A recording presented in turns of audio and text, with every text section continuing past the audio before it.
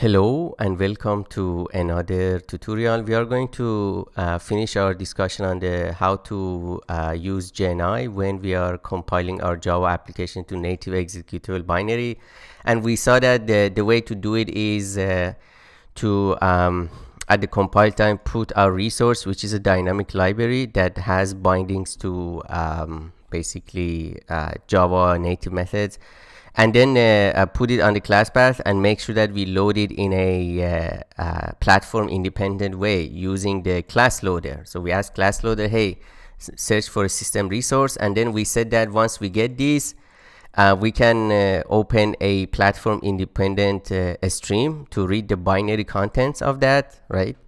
And then we said that unfortunately system.load method doesn't accept a binary stream, so we have to give it a file that already exists on the host operating system, the file system.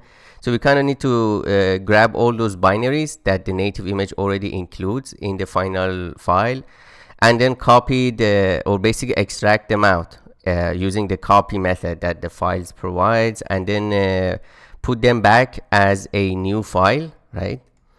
And then after that we can just get the absolute path of that and then load it. And this approach worked, and we said that optionally we can also ask the JVM to delete that on exit. And we said that this is not very efficient if every time the user runs the program we extract the binaries, create a new file, and then after the program terminates we delete it. This is definitely not an efficient way. So if I go back to my Eclipse, what we did eventually was to first create an abstract file here and then check if it's already exists, which means the very first time that the user runs the application, we want to grab the binaries and extract it. And then the second time or the later times when the application is run, we check that if this file already has been extracted, means it's already been cached, so we don't need to like extract the binaries again. We just go ahead and use the cached version which has been already extracted, right? And we said that this approach works even in the Java. If you run your application with JVM, it still works fine, just because it just grabs the binary. It's here on my I just have to be careful about the working directory. When I run it inside Eclipse, the working directory is the project folder. That's why it extracts this file mylib.dylib here. And then the second time it just checks if the file already exists in my working directory and the name of the file mylib.dylib. If it is, it just goes ahead and load, get the absolute path and load it. This JVM loads that dynamic library, and then our native method, this dynamic library has already binding, so and then the native method works just fine. Now, one thing that I would like to mention is that usually when we develop, we have dynamic libraries that provide bindings for native methods to C++ functions. The extension is, first of all, the extension doesn't matter because it's just the JVM only cares about the binary, actual binaries of this file, which instructs the CPU what to do, right? So normally the convention is to rename or set the extension to JNI lib. So that's the convention for JNI dynamic libraries. Obviously platforms, macOS prefers the convention of .dylib, Linux prefers the convention of .so, and Windows prefers the convention of .dll. But at the end of the day, for JNI, JVM doesn't care about that because it just cares about the binary content of this file. And normally when you look at the professional Java projects that use JNI bindings, you see that there are some dynamic libraries that are called JNI lib. So that's one convention. So I'm going to rename this, and then obviously we want to also rename this file, and maybe we can also rename this. Okay. Again, the code works fine because whatever this file is, we ask it to get us the absolute path. And let's delete the previous file that we extracted. If we run this, this is still going to work fine. The first time we call it, it's going to extract the JNI dynamic library, mylib.jnilib. The second time that we run it, it's going to realize that it's already been cached, extracted. So we're not going to go through the copying again, and just we use the cached version. And then the last thing that I would like to mention is that, as I mentioned, typically we don't want to we don't want to cache in the current working directory. We want to cache in a very specific location. That's because if we compile our application to native binary, which we already did, right? This one, let me open up a terminal here. And if we run the application, last time we ran it, it extracted the binaries in this current working directory. So it realizes that the file already exists and just loads them into memory. But then the problem is that if somebody moves this executable file to another directory on the operating system, then because the file doesn't exist in that particular directory, then we have to extract the file again. So this is not an ideal case, and what we prefer to do is to cache it for a particular directory, and that's user's home directory, right? And normally on macOS and Unix, the caching happens in hidden directories. Usually they start with dot something. So if I open up my home directory on my macOS, you see these are non-hidden folders. If I show the hidden directories, you see there's a lot of directories related to the applications that I've installed. For example, Anaconda for Python management. Eclipse also has some caching going on, or some log files, etc. SWT, for example, as you can see, this is for SWT GUI programming Java. And you see it has, obviously SWT has some platform dependent calls, right? Because it's a window tool GUI, right? Graphical interface. And you see the way they extract it in this hidden directory .stability, but then cache or extract these JNI libs, which are basically dynamic libs that have the bindings to the native methods that the stability uses. And they use this convention lib and then the name of the platform, what's the architecture, and then eventually the name, which ends with JNI lib, right? Again, the extension JNI lib doesn't really matter for JVM as long as this is a binary that has been properly compiled for this platform and for this CPU architecture. So we're going to use the same convention. So we're going to use the same convention, and our convention is going to be we're going to say my Java app, right? And then inside of this we're going to have a lib directory, and inside of this we're going to have basically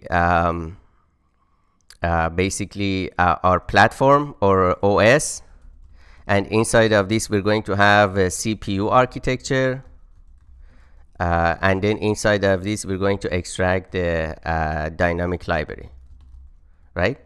And this applies to the current user. For each user has a different home directory. So this approach, putting in the user home directory, obviously means if multiple users using it, then if everyone needs to run it so that the cache happens. And sometimes you don't want this, you want to install it for all users or cache the file for all the users, so you put it somewhere outside the home directory, more like in the root or somewhere else, for example bin, depends on the file system, right? So for now we are limiting ourselves to each user, and the way we're going to do this, so we create the file, but instead of saying working directory, first we have to get the user home directory, right? How do we do it in Java? It's very simple. Again, it's a system property. So we say a string home is system.get property, and then we're going to say user.home. all right? So let's start with this. I'm going to uncopy these, basically comment this out. Let's do a sysout, make sure that our home directory is correct. Let's go here, and it says users, and then the name of the user. Everything looks good. So the next thing that we want to check is the OS, right? So we're going to say that a string OS name is, or just OS is, we're going to say system.get property, and we're going to say that os.name, and do a sysout on the OS. Let's also check this one. It says Mac OS. obviously we prefer to do it to lowercase, and then we're going to remove the white spaces, so replace all, and we're going to say any white space, replace it with underscore. So let's run this again, and macOS, so now this works fine. And then the other thing is the next one is the architecture, right? So a string architecture is system.getProperty, and the property we're going to look at is I believe os.arch. So let's sys out arch, and it says x86-64, right? So now we have all these three properties, and what we're going to do, we're going to create the directory hierarchy, my Java app, lib, os, CPU architecture, and none of them, this my Java app doesn't exist, lib directory doesn't exist, the os name, CPU architecture. So we're going to say path, we're going to use Java NIO, and we're going to say path, use the path utility class and get. And in the get, we're going to say that it's going to be %s, and then basically we can say that we can either put them with / or use path.file separator. So let's say a string sep is file.separator. Let's get it, and then we're going to say that %s for home, %s for separator, and then or we can just say home plus sep plus os plus sep plus arch. We actually need to have the lib also there, so lib plus sep plus something like that. So this happens, and then we're going to create all these things. So first of all, let me look at the home directory. Right now I don't, so let's remove this previous one here. So right now I don't have any my Java app here, so let's do a sysout on p, and then we're going to say files, this is a utility class, and then create directories, and we want to use the default attributes, and here we're going to just put p. So this and this throws IO exception, obviously, so we have this. Note that we cannot throw this IO exception in a static block declaration. We cannot say static and throw something, so we kind of need to handle it here directly. And then so we create directories, and if already exists, it doesn't do anything. It doesn't do anything, which is good. I mean, if we don't need to check if these directories exist. If they exist, this just doesn't do anything, right? It doesn't delete them and then recreate them. So if you run this, hopefully everything goes fine. So we're creating these directories, lib, macOS, and then x86-64 in the user home. Okay, actually we made a mistake. We want to say home and then dot my Java app. Okay, my Java app, for example, or my app, something like that, or my Java app, and then plus sep plus lib plus sep plus os plus sep. So now this creates this hidden directory. So let's run this, and this is our directory that we are created. If I look at my home directory, I should see a my Java app here. Yes, lib is there, Mac OS X, x86-64, and this is fully automatic. If I compile my application, give it to somebody else, they run it on Windows, for example, this changes to Windows. They may run it on some other machine, Linux machine that has ARM. Then they have to basically this directory hierarchy will change. Note that obviously the problem is that because we are compiling to native executable, then then obviously we have to compile on each separate platform. So right now I'm compiling on Mac OS. I cannot give it to somebody to run it on Linux, for example. This has to happen basically on the compilation has to happen on separate platforms, but the Java code remains the same. This code remains the same. We just grab it and compile it on different platforms. So after we create these directories, we kind of go through basically all the other stuff. Right now we need to cache the file. So new file, but then now the name of the file, we already have this path, right? We just say maybe p plus, we just and then we already have the separator plus. So this should work fine. This is the name of the file, and then hopefully everything works fine. So let's run this, and so we run into this exception because we forgot to change the file here. So obviously we have to change it. We just say dilib.get absolute path.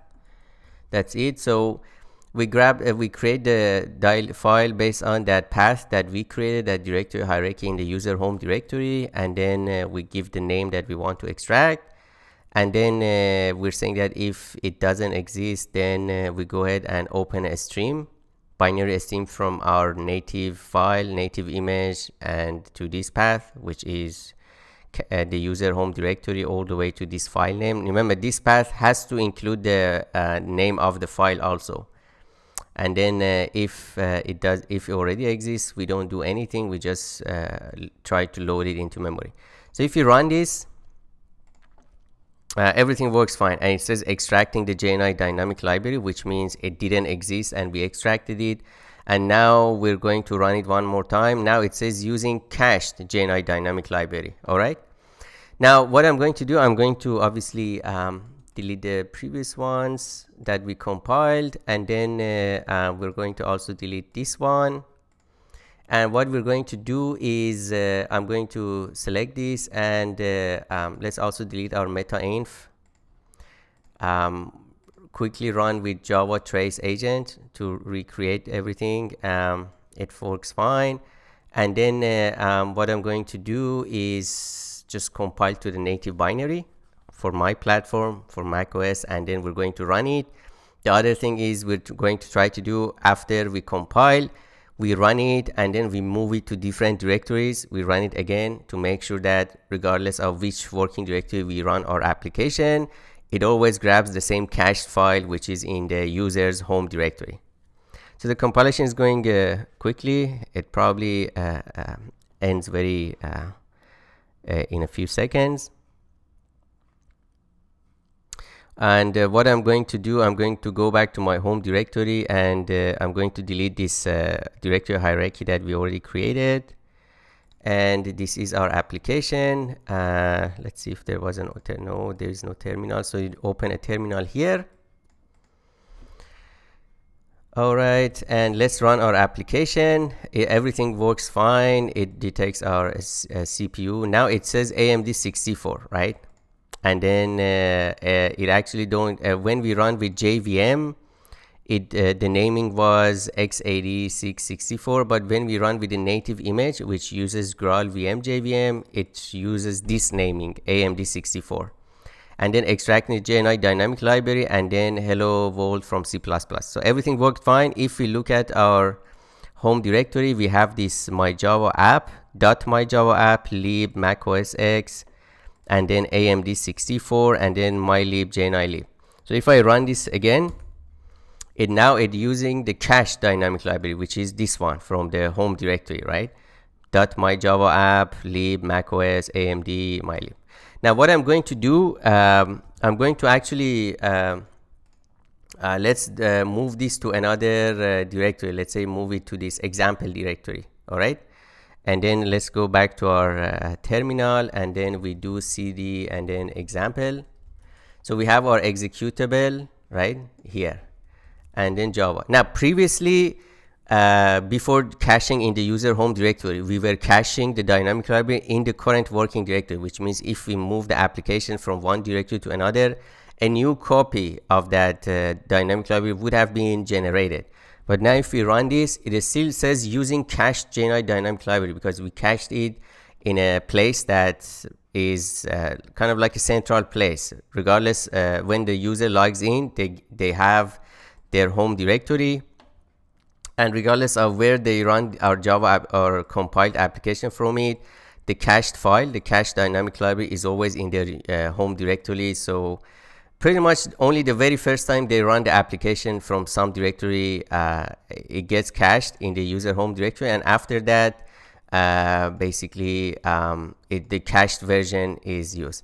Now sometimes you're developing application, obviously the newer versions, then you have to update maybe the dynamic library, you add more native methods to your Java application. So the question is, how do we deal with that, right? Because right now we assume that if the file exists, then we're not going to extract the file again, right? So what we can do, we can simply put a flag or something for checking the version, like a static flag in our application. And then every time we release a new version, not only we check if the file exists, we also check whether the application version has changed. If it hasn't, then basically we don't need to extract the dynamic library again. So I hope you enjoyed this lecture and now have a very solid understanding what actually happens. We compile to native binary. We write a platform independent code in such a way that we can extract the binaries from our native file and cache the dynamic library somewhere, so that wherever the user runs the application from, that cached file is accessible. And then eventually we have to get the path to that cache file and pass it to system.load to be able to successfully load that dynamic library, and the JVM can use those to use those bindings for native methods. So please stay tuned, and I'll see you in the next one.